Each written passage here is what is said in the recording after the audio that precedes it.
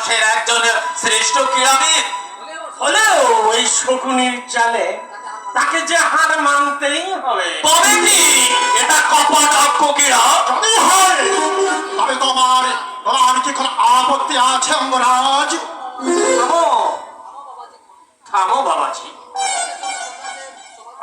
পাণ্ডবদের জন্য তোমার দেখছি দরদটা একেবারে দরদের উঠেছে। দরদের কথা নয় মাতুল, দরদের কথা নয়। আমি বেশ বুঝতে পারছি কপটক্ষ ক্রীড়ায় আপনারা পাণ্ডবদের সঙ্গে ওই পাঞ্চালীকেও লাঞ্ছিত করতে চান। সে তো তোমারই জন্য বাবাজি, মাতুল হ্যাঁ তোমারই জন্য। স্বয়ম্বর সভায় সুত পুত্র বলেই তোমাকে যে যাচ্ছে তাই বলেছিল, সে কথা তুমি ভুলে গেলেও আমি তো আর ভুলতে পারি না। আমি ওই তীব্র অতীতকে আর স্মরণে রাখতে চাই না মাতুল। আমি চাই অঙ্গরাজ। আমি জানতে চাই অঙ্গরাজ, তুমি ওই ভাষা খেলা সমর্থন করো? না না, অঙ্গরাজ! আমি জীবনে কোনো অন্যায়কে প্রশ্রয় দিইনি, আর আজও দেব না। তোমার এই নারী প্রয়োজনতার পুরস্কার পাণ্ডবরা দিয়েছেন। আমি যদি সেদিন তোমাকে ওই অঙ্গরাজ্য দান করে বন্ধু বলে আমার এই বুকে ছেড়ে দানিতাম, তাহলে তখন এক সুতো পুত্র হয়ে তোমাকে হারিয়ে যেতে হবে না। আমি স্মৃতির আনন্দ পাই। ক্ষমা করো বন্ধু, আমাকে ক্ষমা করো। মুহূর্তের বিহবলতায় আমি ভুলে গেছিলাম আমি শুধু রাধা শুধু নই, অধীরথ পুত্র নই, অঙ্গরাজ কর্ণ নই, আমি কৌরবের অনুগ্রহী গো। আমার স্বাধীন ইচ্ছার কোনো মূল্য নেই, আমার ইচ্ছার কোনো মূল্য নেই, মূল্য থাকতে পারে না। তবু হে মহামান্য কৌরব অধিপতি দুর্যোধন, তোমার কাছে আমার একটি মাত্র মিনতি। বাহুবলে ওই ইন্দ্রপ্রস্থ জয় করে তোমার পদতলে উপহার দিতে না পারি, এই বুকের রক্ত ঢেলে করে যাব আমার অক্ষমতার প্রায়শ্চিত্ত। তবু ওই ইন্দ্রপ্রস্থে তুমি আমাকে পাঠিও না, কারণ সেখানে আমি যেতে পারি না, আমার জন্য উচিত হবে না। অনুচিতটা কিসে হলো বাবাজি?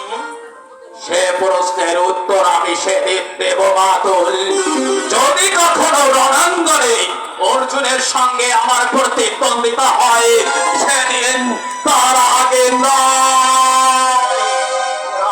অঙ্গরাজ, অঙ্গরাজ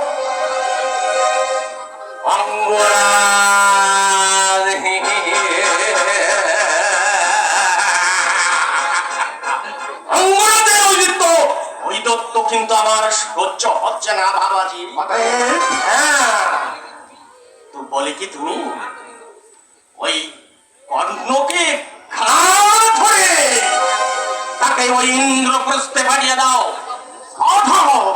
দুঃশাসনকে কর্ণকে নয়। কর্ণ তোমার অন্নদাস, তুমি তো আমার অন্নদাতা প্রভু রাও মাতুল। বাবাজি মাতুল!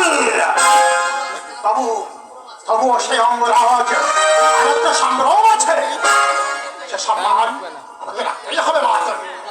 বাবাজি হ্যাঁ মাতুল, মনে রেখো মাতুল, এই মহামারী দুর্যোধন যেমন মহান ব্যক্তিকেও মান দিতে জানে মাতুল। দ্রৌপদী কিন্তু তোমার মানা রাখেনি ওই পাণ্ডবদের দম্ভ দ্রৌপদীকে তোমার দাসী নিযুক্ত করে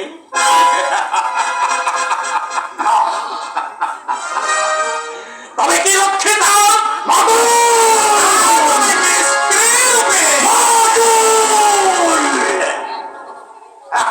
মনে রেখো মাতুল,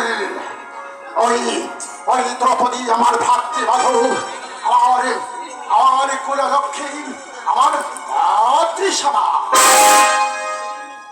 বাবাজি মাতুল, তাই সেই আমাকে আমাকে দেখে আমার হাসি হাসলেও, আমাকে অপমান করলেও তাকে তাকে আমার মাতৃ জানে, আমার কুলরক্ষী জানে, কন্যা বলে সবাইকে জানিয়ে দেব যে ওই ওই পাণ্ডবরা আমাকে যতটা অমানুষ ভাবে, ঠিক ততটা অমানুষ আমি নই। বার্তদা কিন্তু বাবাজি, এ বার্তদা আর কোনো কিন্তু নেই মা, ওই মাইক্রোফোনটা এর মধ্যে আর কোনো কিন্তু নেই। দাঁড় একটু টাইনে দিতে পারো। তুমি ভুলে যাও না তুই। ওই ওই পাণ্ডবরা আমার শত্রু হতে পারে, কিন্তু তাদের স্ত্রী, তাদের কন্যারা আমার কোনো বধূ, আমার কন্যাস্থানীয়, আমি সে কথা ভুলে সেটাও তাদের মর্যাদায় আঘাত আনতে চাইবে। সে মাদুল সকলই হলেও তার বিস্তারে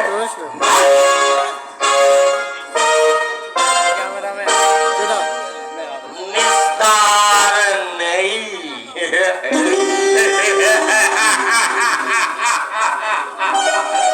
নিস্তার তোমার নেই দুর্যোধন।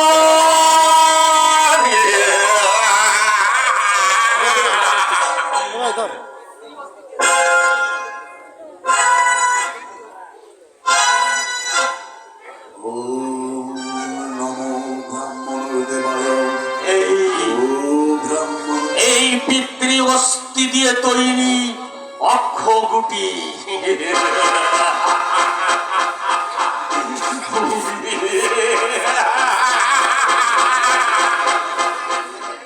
এই গুটিটাই 99টা ভাইয়ের আগে তোর প্রতিশোধে কৌরবের শত ভ্রাতাকে নেই পুড়িয়ে ছাড়খাড় দেবই। তবেই আমার নাম গন্ধরাজ শকুনি।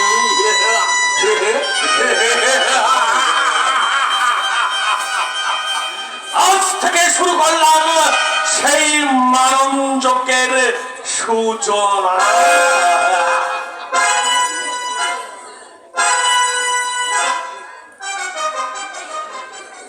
ও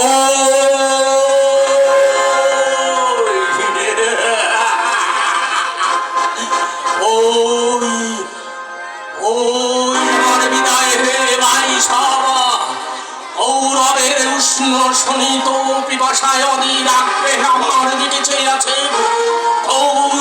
অচিরেই কৌরবের তপ্ত রক্তে আমি তাকে অঞ্জলি ভরে রঞ্জিত করবই। তবেই আমার নাম শকুনি। গন্ধর্বী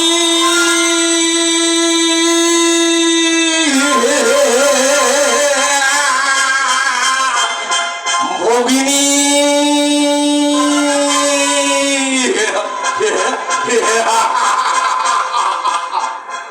গন্ধর্বী পুত্র শোকে বুক চাপড়াবে। আমার বুকের অজস্র জলস্রোত তার মুখে বইতে থাকবে। আর এই গন্ধরাজ শকুনি, গন্ধরাজ শকুনি জলস্রোতের সাথে সাঁতার কাটবে। সমগ্র ভারতবর্ষের ইতিহাসে সেই গন্ধরাজ শকুনি সৃষ্টি করে যাবেন রক্তময় সংঘর্ষ, রক্তের বিনিময় রক্ত, মৃত্যুর বিনিময় মৃত্যু। এই রক্ত সংঘর্ষ আজ সৃষ্টি করে যাবে এক রক্তময় সংঘর্ষ, যা ভারতবর্ষের ইতিহাসে এই গন্ধরাজ শকুনি সংঘর্ষ লিখে যাবেন। এক রক্তময় সংঘর্ষ না